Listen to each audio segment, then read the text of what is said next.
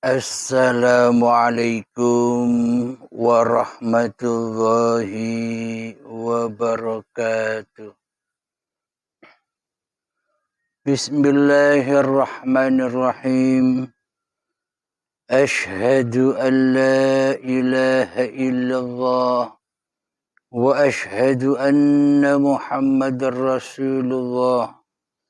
Allahumma salli ala sayyidina Muhammad wa ala ali sayyidina Muhammad. Rabbi syrah li sadri wa yassir li amri wahlul 'uqdatam min lisani yafqahu qawli. Amin. Bismillahirrahmanirrahim. Salam takzimku buat para sahabat-sahabatku tercinta, baik yang ada di dalam dan yang ada di luar negeri.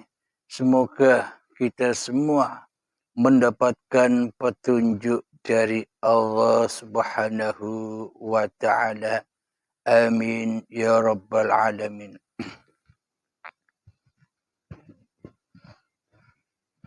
Alhamdulillahi rabbil alamin.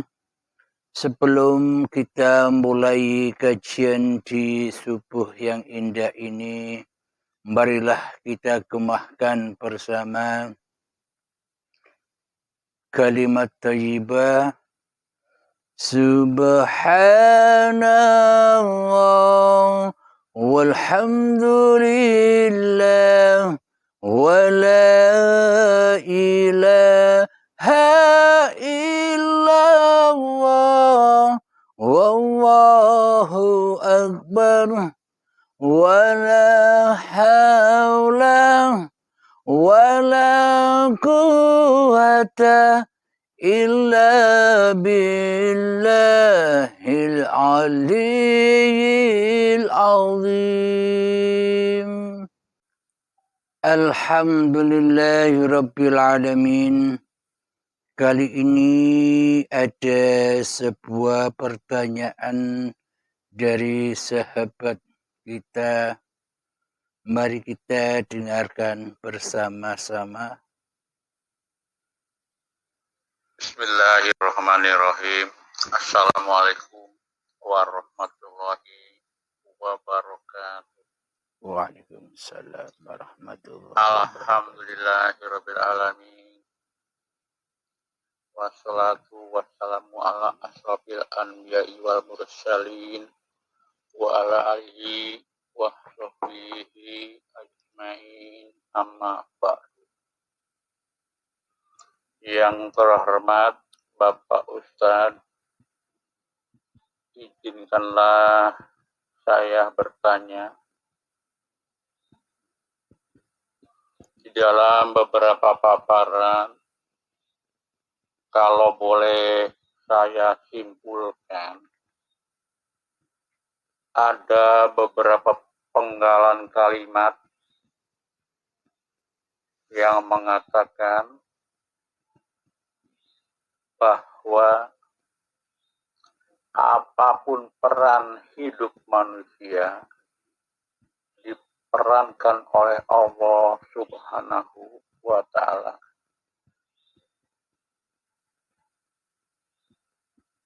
Pertanyaannya adalah, misal ada orang yang perilakunya gemar ghibah, apakah perilaku tersebut termasuk juga diperankan oleh Allah Subhanahu wa ta'ala? Demikian saja pertanyaan dari saya. Terima kasih banyak sebelumnya atas perhatiannya. Billahi taufiq wal hidayah. Wassalamualaikum warahmatullahi wabarakatuh. Waalaikumsalam warahmatullahi wabarakatuh. Alhamdulillahi rabbil alamin.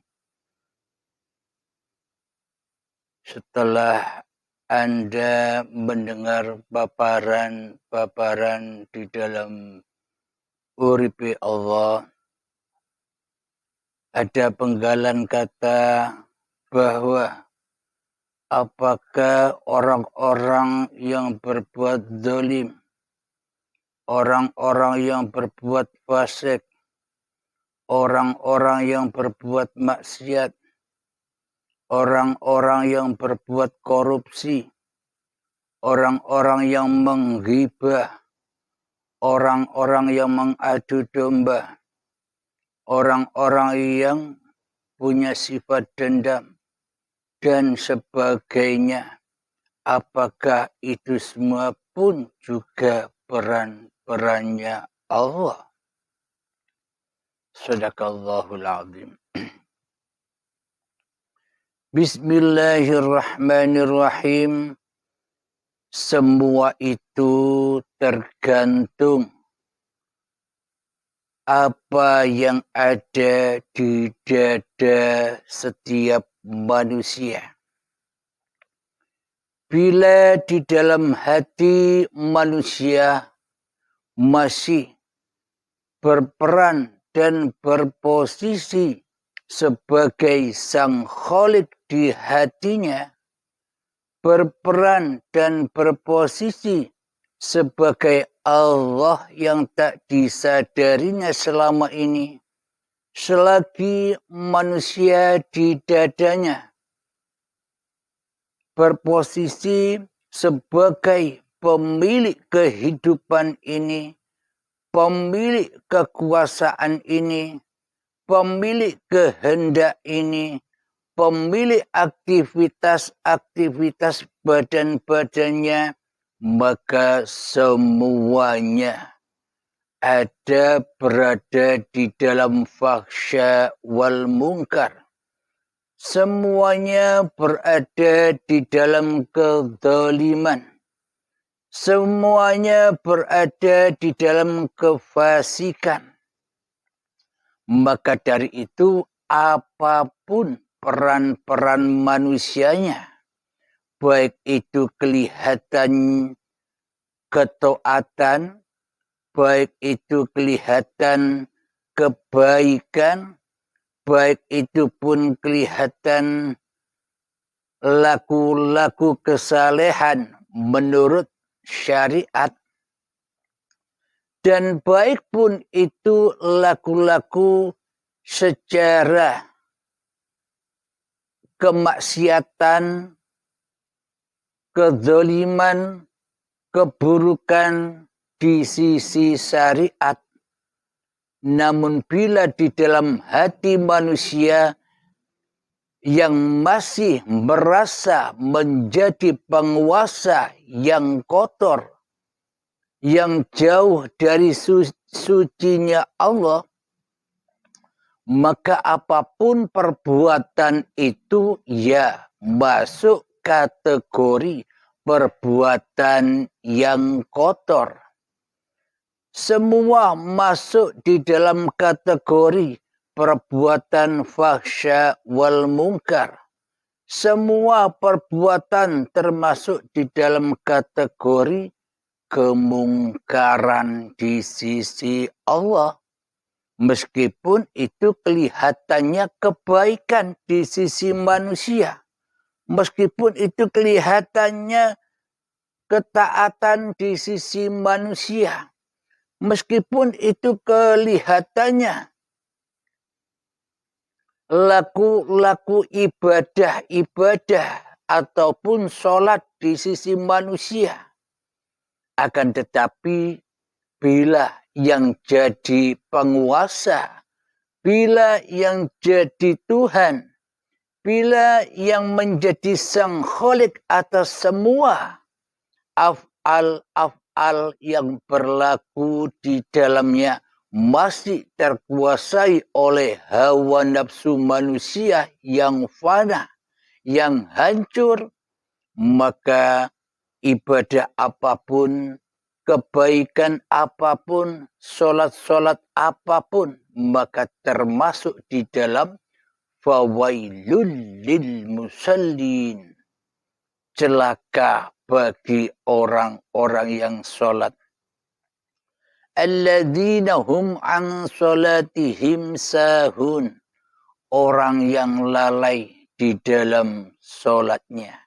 Maknanya di dalamnya manusia tidak menyembah dan mengabdi kepada Allah sebagai ujung akhir persembahan diri manusianya, akan tetapi selama ini manusianya masih merasa mengaku di dalam hatinya sebagai sang penguasa atas segala laku-laku yang diperankannya, meskipun kelihatan peran-peran kebaikan. Dan sama pula peran-peran keburukan, seperti merampok, berzina, pencuri, dan sebagainya, korupsi. Semua itu pun sama posisinya, kategorinya, ketika di dalam hati manusia masih wujud diri manusianya sebagai sang Khalik, sebagai pencipta apa yang diperbuatnya. Jadi sama kebaikan atau keburukan, jadi sama ketaatan atau kemaksiatan di sisi manusia, sama-sama kategorinya hancur, rusak, najis di sisi Allah Subhanahu wa ta'ala.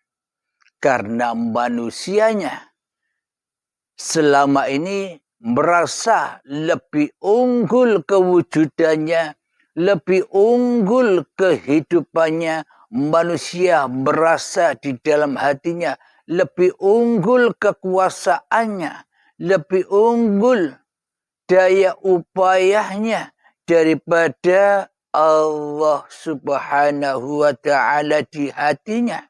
Manusia tidak mau dituhani oleh Allah di dalam hatinya. Yang ada di dalam hatinya hanyalah bertuhan kepada iblis dan setan. Bertuhankan kepada awak dewe yang nyata, yang wujud, yang hidup, yang berkuasa atas semua laku yang dilakukannya selama ini. Maka dari itu tak ada bedanya perbuatan kebaikan atau keburukan, perbuatan taat atau maksiat di sisi manusianya, tak ada bedanya, semuanya masuk di dalam fahsya wal munkar ketika manusianya belum bertuhankan Allah di hatinya. Ketika manusianya masih mempertuhankan dirinya sendiri sebagai penguasa yang berhak memiliki aktivitas-aktivitas di dalamnya. Jadi semuanya masih ternilai oleh Tuhan manusianya.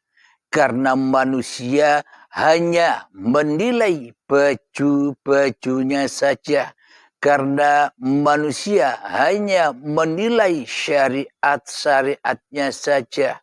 Karena manusia hanya menilai dohir-dohir, laku-laku badannya saja selama ini. Tanpa mengoreksi, tanpa bisa mengetahui hakikat siapa yang berlaku di dalamnya. Karena manusia masih mempersembahkan dirinya sendiri. Karena manusia masih menjadikan diri sebagai sang Khalik di dalam hatinya daripada menjadi makhluk.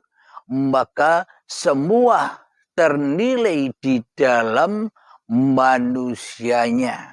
Jadi baik dan buruk versi manusia, baik dan buruk versi badania, baik dan buruk versi ragania, baik dan buruk versi syariat. Jauh dengan versinya hati, jauh dengan versinya jiwa, jauh dengan versinya nyawa, jauh dengan versinya roh, jauh dengan versinya uripe Allah. Jadi manusia seakan-akan selama ini yang berhak, yang berkuasa atas laku-laku dirinya bagi manusia yang tidak bertuhankan Allah di hatinya. Maka dari itu kita sucikan bagaimanapun perbuatan kita dengan sholat, dengan ibadah, dengan wudhu. Meskipun air laut habis untuk mensucikan badan-badan kita dari kotoran, mensucikan badan kita melewati wudhu, meskipun 7 air laut habis untuk wudhu, bila di dalam hati kita masih berperan sebagai sang kholik, bila di dalam hati kita masih berperan sebagai Tuhan penguasa atas semua perbuatan yang kita lakukan, maka semuanya ya masuk di dalam keburukan di sisi Allah, masuk di dalam racun di sisi Allah, masuk di dalam kemungkaran, fahsya wal mungkar. Semua perbuatan itu adalah perbuatan buruk, apalagi perbuatan yang buruk seperti merampok, menghibah orang, ngerasani orang, mencuri, berzina dan sebagainya. Sama posisinya di sisi Allah. Antara kebaikan dan keburukan sama-sama buruknya. Karena kembali hati manusia, semua perbuatan amal yang dilakukan kembalinya kepada hawa nafsunya sendiri ketimbang kembali di sisi Allah. Karena manusia selama ini berposisi sebagai sang dalang. Seolah-olah manusianya lah yang mendalangi dirinya sendiri. Seolah-olah manusianya lah yang mendalangi dirinya di dalam kebaikan-kebaikan. Seolah-olah manusianya lah sebagai dalang atas laku aktivitas di dalam ketaatan di dalam agama-agamanya masing-masing. Karena juga manusianya lah yang merasa sebagai penguasa atas keburukan-keburukannya. Manusia merasa sebagai pelaku ghibah di dalamnya. Manusia merasa sebagai pelaku kemaksiatan di dalamnya. Manusianya berasa menjadi perampok, pencuri, penzina di dalamnya. Karena masing-masing di dalamnya masih dituhani oleh manusianya. Jadi sama-sama hancurnya. Sama-sama jadi api neraka yang ada di dalamnya. Apa buktinya? Meskipun kelihatannya ketaatan, meskipun kelihatannya kebaikan, meskipun kelihatannya ibadah-ibadah yang dilakukan, semua itu menjadi api neraka bagi diri manusianya ketika manusia belum mengenal Tuhannya. Dan pula bagi apalagi orang-orang yang berzina, orang-orang yang mencuri, orang-orang yang menghibah, orang-orang yang bermaksiat di sisi zahiriah manusianya. Tambah dalam lagi antara ketaatan dan kemaksiatan sama-sama buruknya di sisi Allah karena jatuh kembalinya kepada anar. Maknanya anarnya hawa nafsu manusianya yang merasa sebagai pelaku atas kedua perbuatan antara baik dan buruk itu. Kedua perbuatan antara taat dan maksiat itu. Perbuatan antara hitam dan putih itu. Antara perbuatan min dan plus itu. Jadi semua perbedaan itu antara baik dan keburukan, taat dan kemaksiatan, bila masih ditunggangi, dikendaraani di dalam hati ini masih manusianya yang merasa berperan di dalamnya, maka itulah api-api anar. Bukti api anar itu adalah ketika kita merasa melakukan ketaatan, merasa melakukan amal-amal ibadah, ketika merasa melakukan sholat-sholat 5 waktu, sholat rawatib, sholat duha, sholat tahajud, puasa-puasa, sunnah dan puasa Ramadan. Setiap harinya membaca Al-Quran, menghatamkan Al-Quran, suka zikiran, suka sholawatan di dalam hatinya.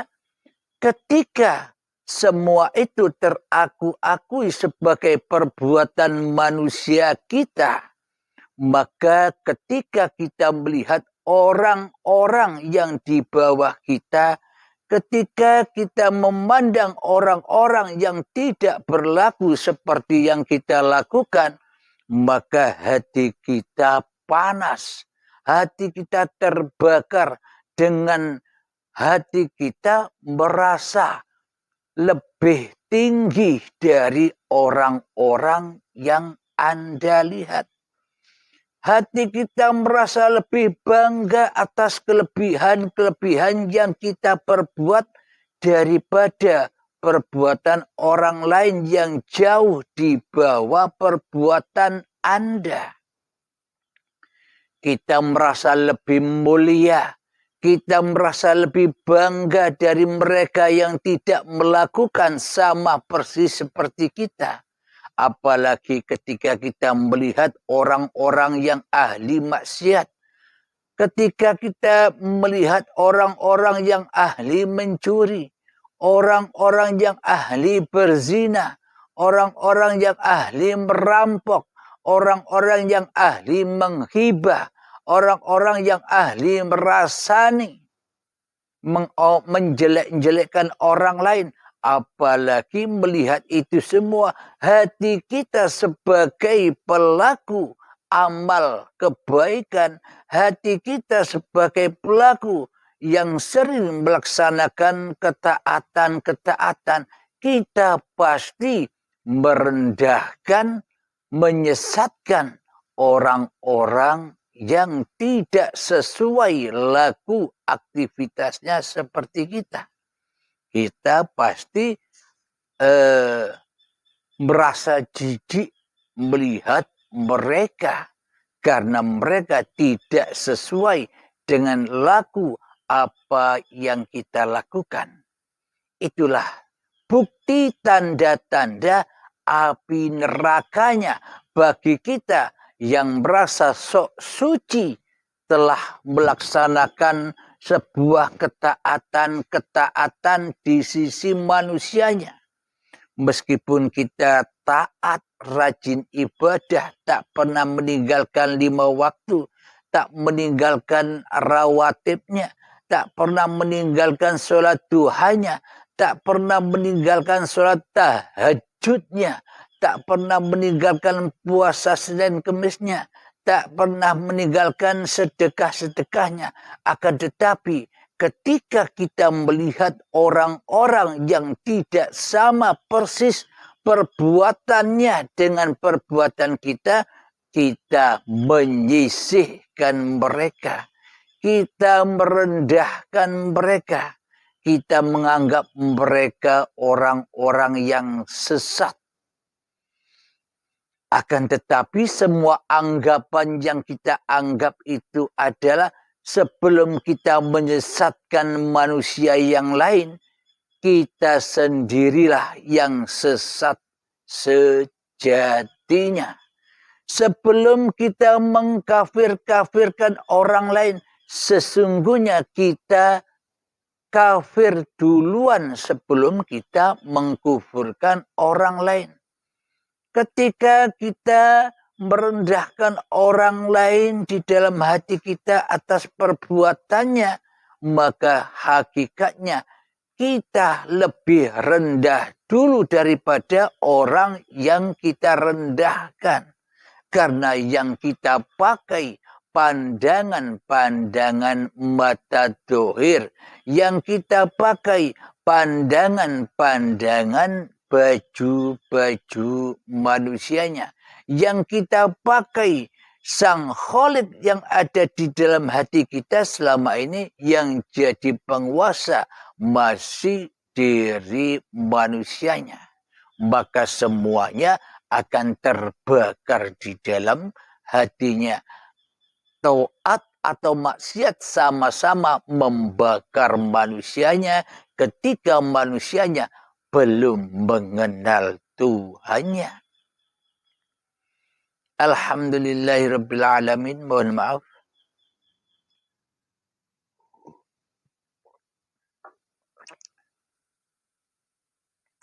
Jadi kembali kepada pertanyaan saudara kita. Lalu apakah perbuatan ghibah, perbuatan buruk itu pun juga perbuatan Allah? Bagaimana penjelasannya? Penjelasannya adalah semua tergantung di dalam hati manusianya. Karena di dalam hati manusianya tidak akan pernah rela, tidak akan pernah ridho di dalam hati manusianya bila semua perbuatan-perbuatan manusia ini perbuatan Allah. Ketika kita berbuat kebaikan, ketika kita berbuat ketaatan, kita tidak mau di dalam hati kita bahwa seluruh perbuatan yang kita lakukan ini pun juga perbuatan Allah.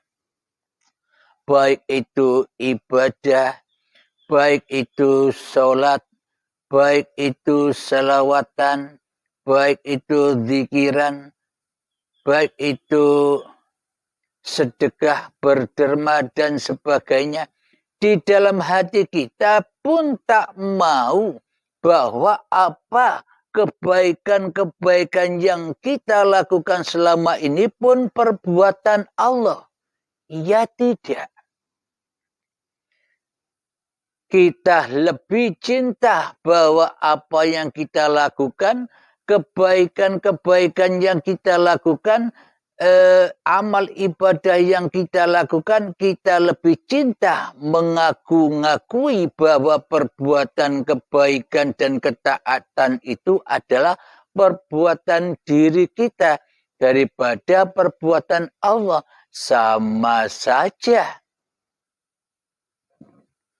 Sama saja kita melakukan kemaksiatan dan kemaksiatan.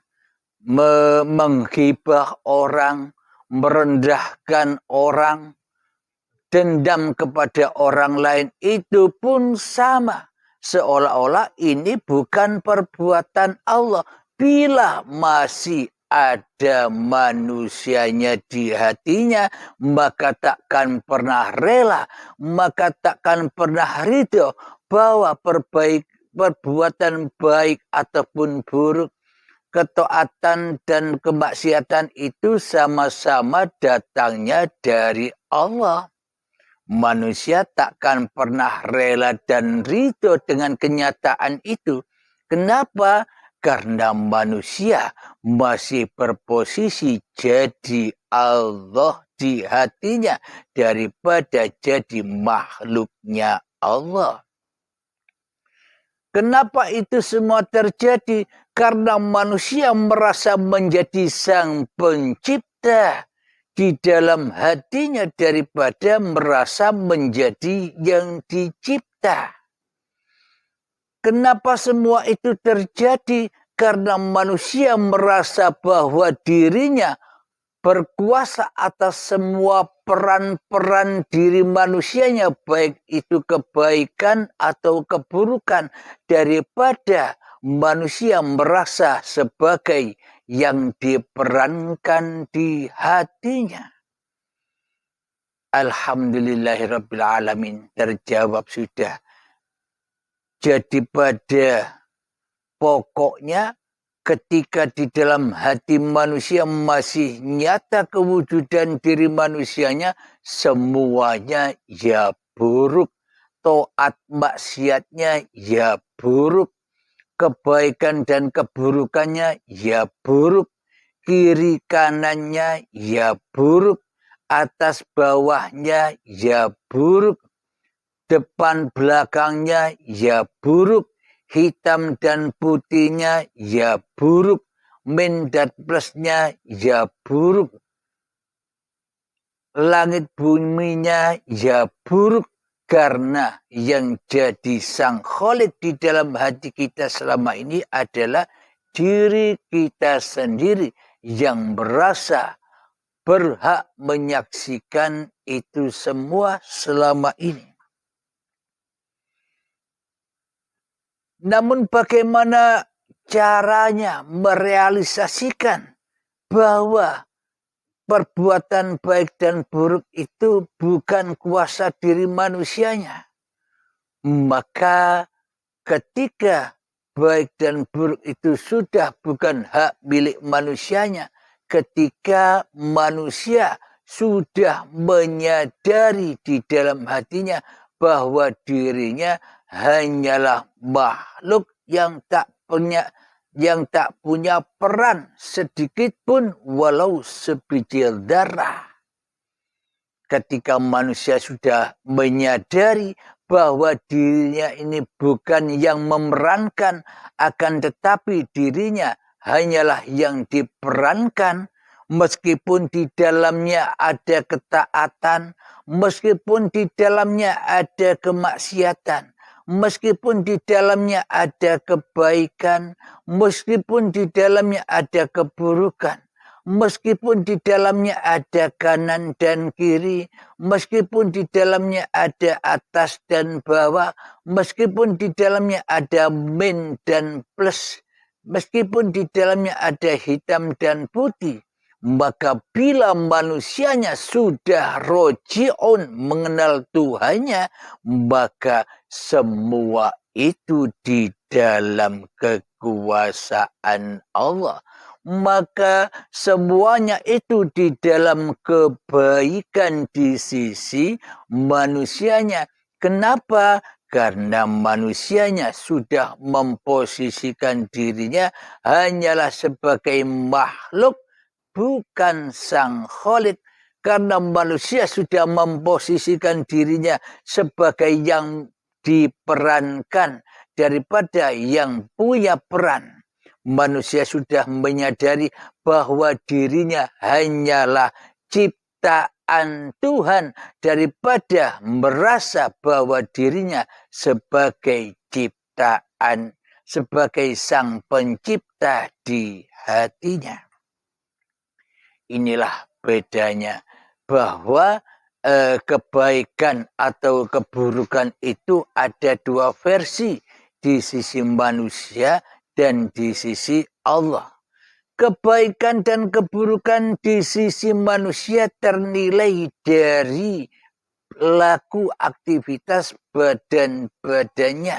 Akan tetapi kebaikan dan keburukan di sisi Allah adalah terletak di dalam keadaan hatinya.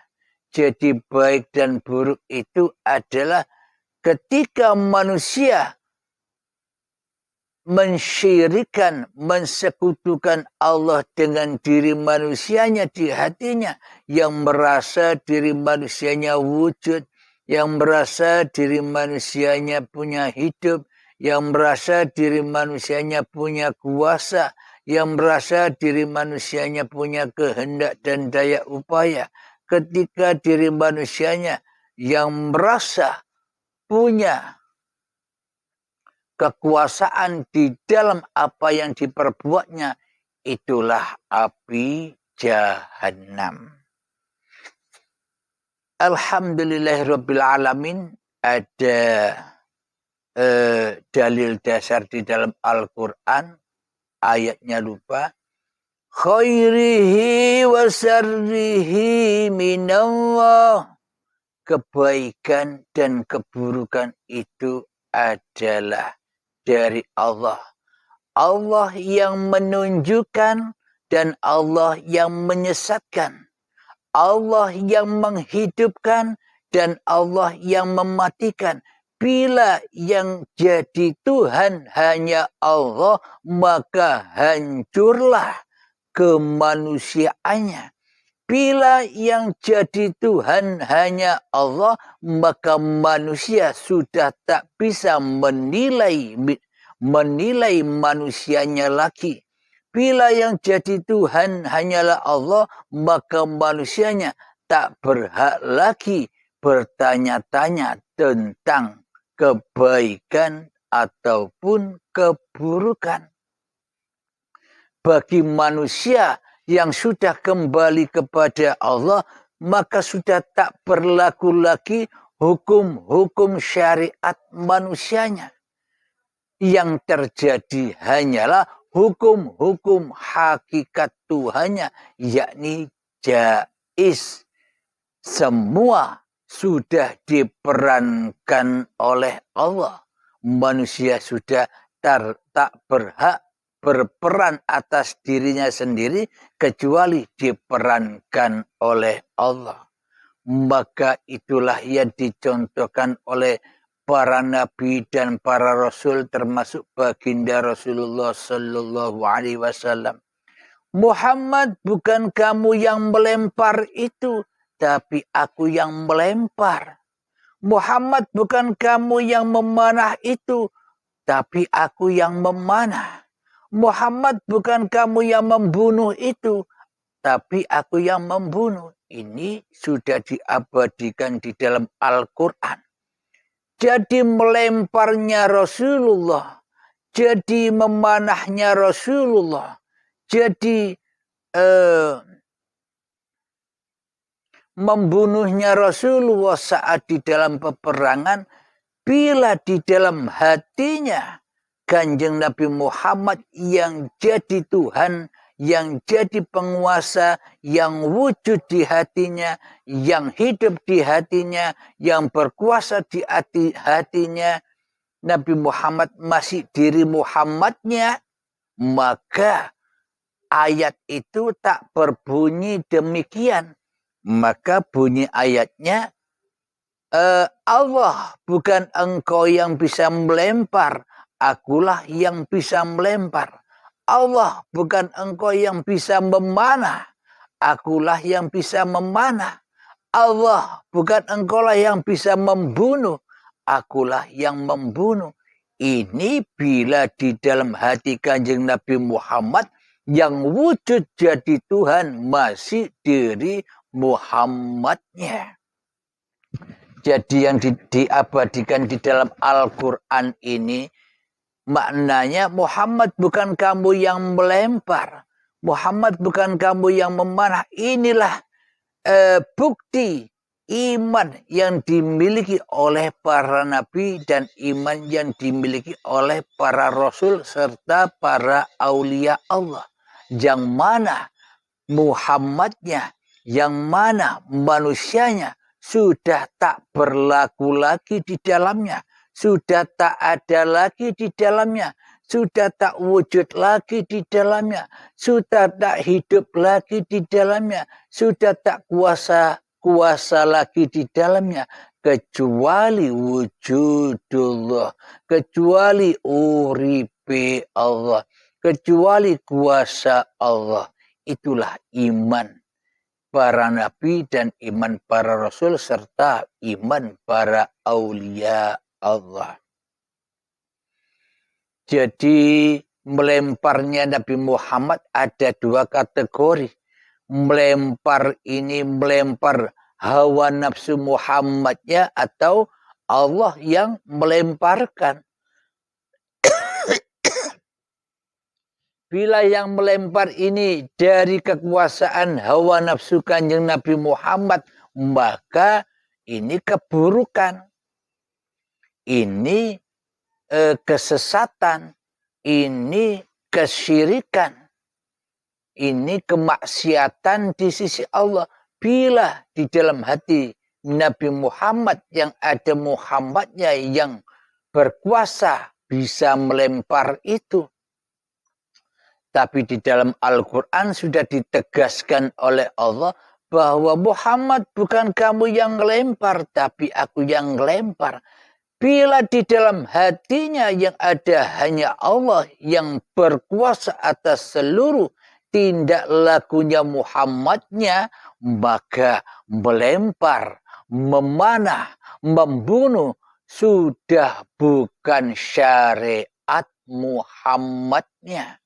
Sudah bukan kuasa Muhammadnya. Bila sudah demikian, inilah yang dimaksud hati yang sudah lillahi ta'ala. Bila hati sudah lillahi ta'ala, maka semuanya apapun yang dilakukan, maka semuanya apapun yang dilakukan, maka semuanya apapun yang dilakukan, meskipun kelihatannya itu ketaatan secara syariat atau kemaksiatan secara syariat, seperti melempar, memanah, membunuhnya Kanjeng Nabi Muhammad ini, maka bila yang jadi Tuhan di dalam hatinya masih manusianya, semuanya itu keburukan. Akan tetapi bila hanya Allah yang melempar, yang memanah dan yang membunuh, maka itu semua di dalam keselamatan hati Kanjeng Nabi Muhammad.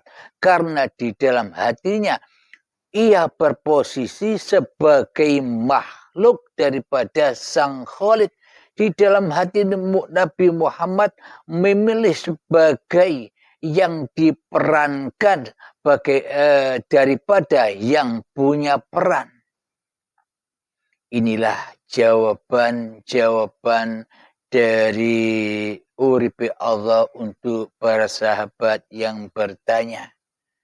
Alhamdulillahirabbil alamin. Coba kita renungkan bersama-sama. Ketika masih ada manusianya, ketika hidup dan badan ini masih diakui, dituhani oleh manusianya di hatinya, maka semua perbuatan-perbuatan kebaikan atau keburukan, maka semua perbuatan-perbuatan ketaatan atau kemaksiatan sama-sama dituhani oleh manusianya. Ya hancur lebur semua itu. Akan tetapi bila semua perbuatan itu disandarkan bahwa tanpa hidup, apakah ada perbuatan baik dan buruk? Bila tanpa uripe Allah, apakah ada ketaatan dan kemaksiatan? Bila tanpa uripe Allah, apa bisa berlaku melempar? Bila tanpa uripe Allah, apakah ada laku memanah? Bila tanpa uripe Allah, apakah ada laku membunuh? Jadi melempar, memanah, dan membunuh itu pekerjaan hidup atau pekerjaan badan. Bila badan tanpa hidup, maka tak adalah badan. Dengan hiduplah, dengan uripe Allah lah, maka terciptalah badan.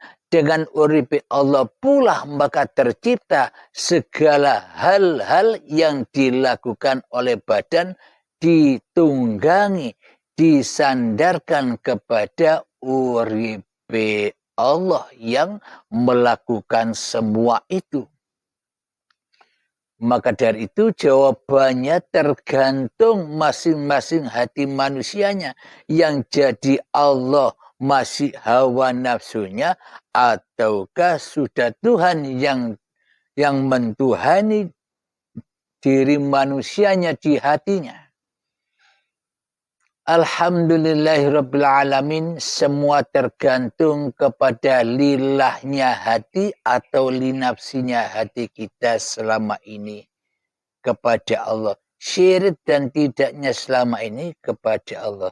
Itulah jawabannya untuk sahabat-sahabatku yang bertanya atau sahabat-sahabat yang baru bergabung di Uripe Allah Channel. Semoga jawaban ini mudah dipahami, mudah diterima oleh akal sehat kita, mudah diterima oleh hati kita secara logika dan kenyataannya. Alhamdulillahirrabbilalamin. Sebelum kita akhiri kajian di pagi yang indah ini, marilah kita menggemahkan salawat dhalimin daf'ul bala. Allahumma salli ala sayyidina Muhammad wa asghil zalimin bizzalimin.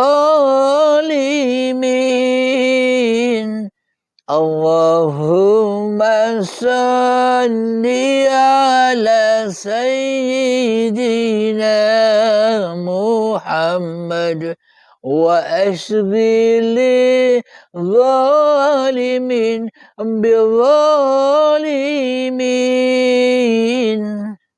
وأخرجنا من بينهم سالمين وعلى آله وصحبه أجمعين. الحمد لله رب العالمين. اللهم صل على سيدنا محمد وعلى آل سيدنا محمد. Rabbana atina fid dunya hasanah wa fil akhirati hasanah wa qina azabannar. Wa sallallahu ala sayyidina Muhammad wa ala alihi wa sahbihi wa sallam. Walhamdulillahi rabbil alamin. Akhir kalam. Assalamualaikum warahmatullahi wabarakatuh.